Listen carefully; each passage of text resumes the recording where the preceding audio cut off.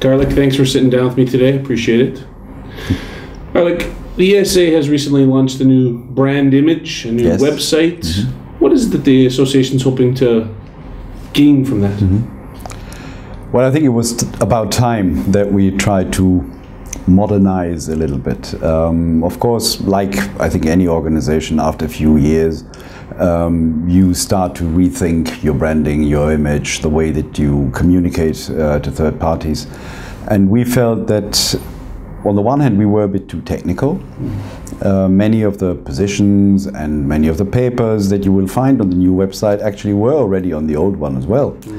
But maybe they were a bit more hidden away, and there was not enough content on that website that would appeal to a wider public. It was really very much a specialist website.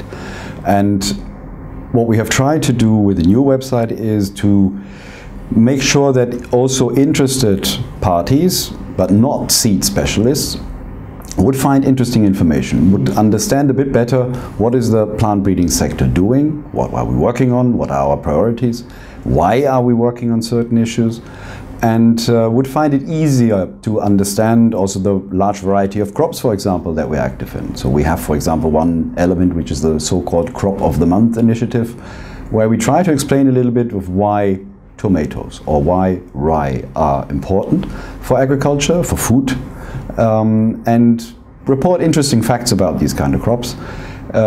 It's not only about trying to make the seed sector more likable, but also to show that indeed it's on the one hand a very modern sector, but on the other hand also a sector that is very much grounded in tradition and in its principal purpose, which still is improving varieties for food security, food quality, and of course addressing agricultural challenges. Last month there was a group of 11 EU-level associations came together and presented a paper called our joint declaration called Food for Thought, a vision for unlocking the potential of agriculture and food industries in the EU. What was the purpose of the declaration, and how did the ESA play a role in that? We have been part of this from the beginning.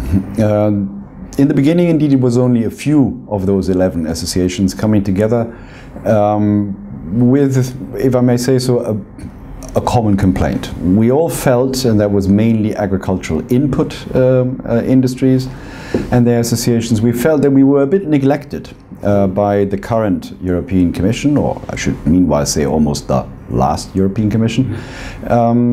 We felt people didn't understand what we were doing, why it would be important what we're doing, and how they should help us indeed achieving our objectives, and how they would relate to wider policy initiatives, such as innovation, growth in rural areas, and so forth. So from that core group, if I may say so, of which ESA was a member, it then very quickly turned out that there were others facing similar challenges. And in the end, indeed, as you said, we have 11 associations. It is basically a farm to fork approach meanwhile, so it's agricultural input industries, crop protection, biotechnology, seed and others, up to the farmers, including the farm organization and including Food Drink Europe, which is the food industry association. And I think what is really uniting this, this group is our common call to promote and strengthen innovation in the agri-food chain.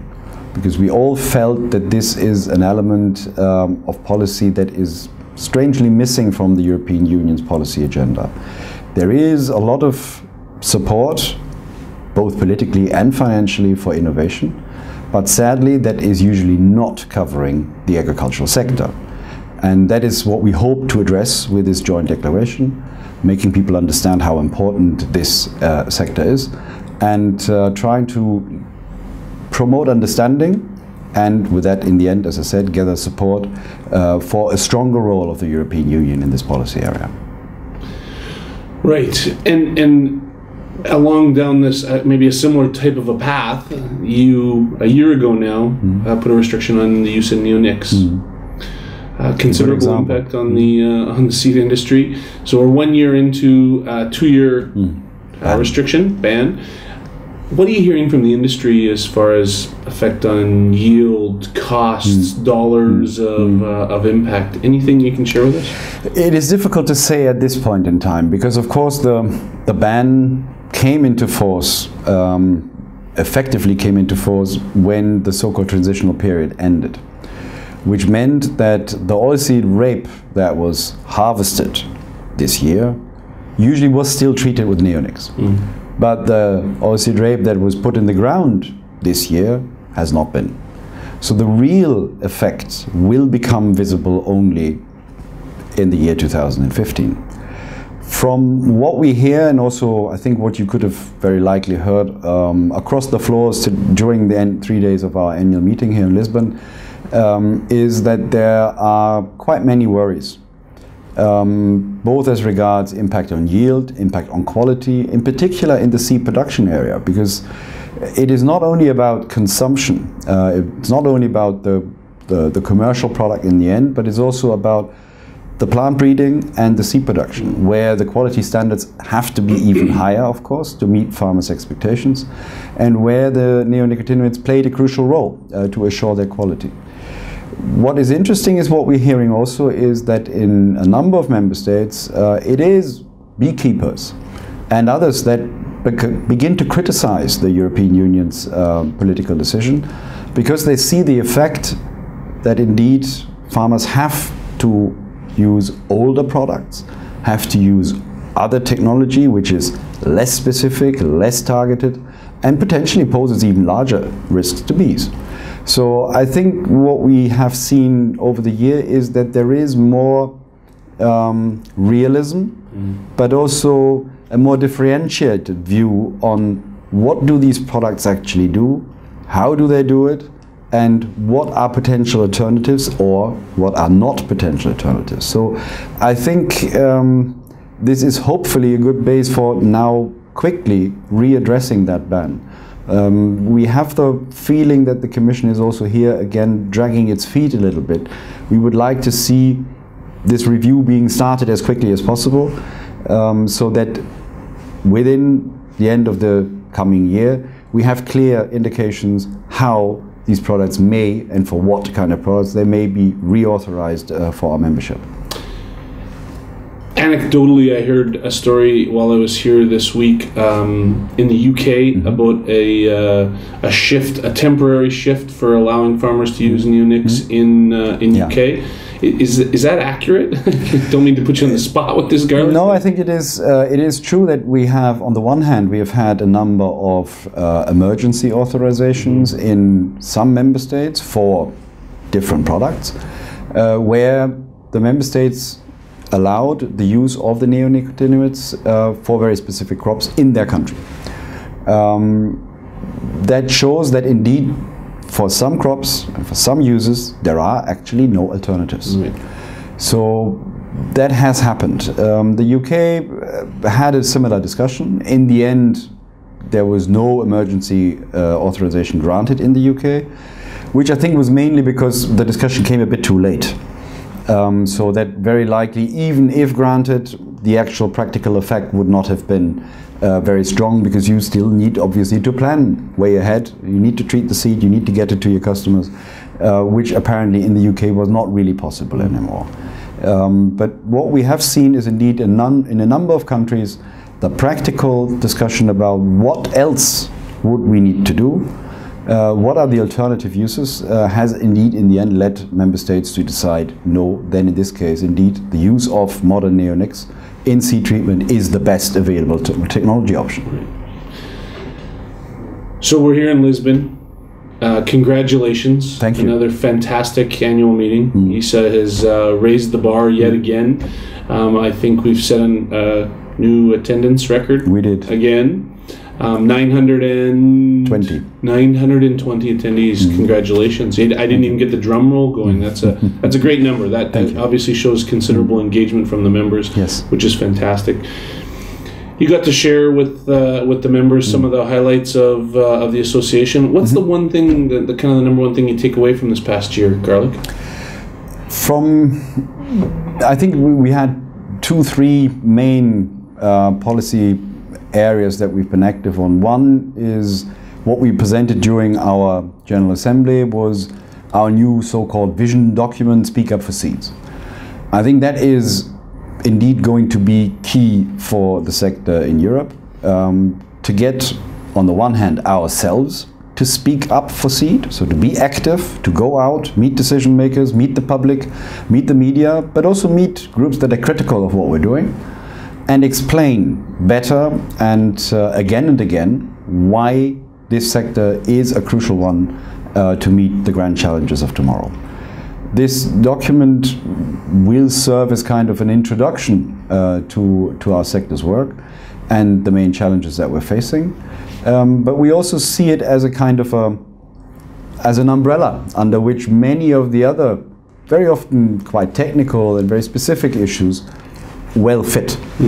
So this document is crucial for the future work in relation to our outreach and our advocacy. I think the second element definitely has been the discussion about the Nagoya Protocol for access and benefit sharing and the EU's regulation on implementing that, and on the alternative that we see, which is an improved international treaty under the FAO for plant genetic resources for food and agriculture. We had very lengthy and very difficult also internal discussions about this, but in the end, and we have announced that officially today, we have decided to, on the one hand, continue the work with the treaty for an improvement of its rules and procedures, that they fit better with the practicalities of our sector's work, but at the same time also to state that we are willing to take our own responsibility, our share of that responsibility. And we have announced officially today that the European seed sector will make a voluntary financial contribution to the treaty's Access and Benefit Sharing Fund in order to do our share as regards preservation and utilization of genetic resources. These, I think, are the two absolute highlights. We've had many discussions about the future policy on GMOs in Europe, the renationalization, you have heard about that, I think, in particular also in the States. So there are many other policy items, many of them indeed centering, and that's what it makes it very interesting, centering again about the question of what role for innovation in plant breeding, what role for innovation in agriculture, what role for innovation in food production. Many of them relate to that, and I think that has been a bit like the red line that has gone through the whole annual meeting here in Lisbon. We also have launched a new magazine, European Seed, launched at Lisbon here at the annual meeting. From all accounts, to a huge success. Everyone very pleased with the outcome of that. I want to personally thank you and your team for all your support and insight on this initiative. I think that the proof is in the pudding that the industry has adopted this as their publication and are seeing lots of benefits already from just having the first issue being launched. How do you see the seed industry in Europe kind of latching on to this publication, and what's going to be the benefit for them? I think the reason why they're indeed latching on this publication is that there has been none. None that was comparable. We have had a couple of more, let's say, more specific sector internal publications, I should say. And I think that is what, from what I have seen and what I have read, really distinguishes this magazine a little bit from the existing ones. It is more approachable, it's more readable, also for the non-specialists. So for people who are interested in our sector, interested in plant breeding, interested in seed production, in agriculture, but that do not necessarily have the detailed technical interest in an individual crop breeding program or things like that, but that want to see the developments in plant breeding in Europe related to what are we supposed to achieve with it. So again, looking rather at what is in it for society, what is it in it for the economy, what does that do as regards job or wealth creation. And that is, I think, a very strong feature of that magazine. And I think that that was something that was missing. I also see potentially an interest in particular in, for example, seed administrations. Many people working in, let's say, plant variety office, registration, variety protection, might have an interest in reading something that gives them a broad overview of what is actually happening in this sector, how do we look at things, how does, indeed in this case, a journalist look at that? Because that is, I think, the second important element. This is not the seed sector writing about itself. Right. It's experienced journalists looking at the seed sector, scrutinizing the seed sector, if you will, on certain issues, questioning what we're doing. And I think that is a very interesting approach. So I share your view. What I've seen is many people here in Lisbon walking around with that magazine, and I'm certainly looking forward to see this continued. As always, a pleasure, sir. Thanks very much for taking the time. It has been a pleasure for me as well, Shawn.